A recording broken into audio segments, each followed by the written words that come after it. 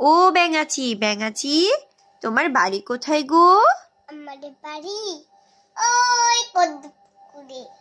তুমি কি খাও গো? আমি ক্ষীর সন্দেশ নাকি রাবড়ি পায়েস, কোনটা খাও? দুইটাই খাই।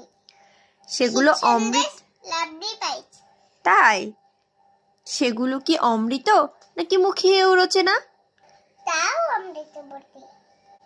সেথায় কি তোমার কোনো বন্ধু আছে? ওই লাল পরিটা।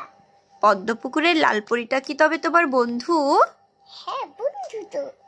তুমি কি বন্ধুর সাথে খেলা করো? হ্যাঁ। কোথায় খেলা করো গো? দূরে খোলা আকাশের নিচে। সেথায় তুমি কি দেখো? চারতলা ফুলের লতা পাতা। আমায় নিয়ে যাবে? হ্যাঁ, যাবোই তো।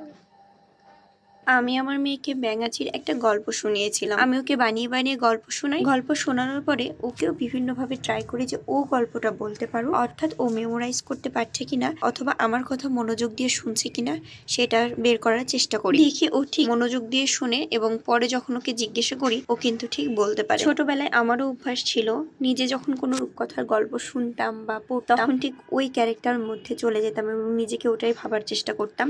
আমার মেয়েও দেখি যে গল্পটা শোনায় ও সেটাই ভাবে। ও এখন নিজেকে ব্যাঙাচি ভাবছে, ব্যাঙাচির মতো লাফালাফি করছে। আসলে এই গল্পটা অনেক পছন্দ, আর যে গল্পটার বেশি পছন্দ হবে সেই গল্পটাই বারবার শুনতে চাই।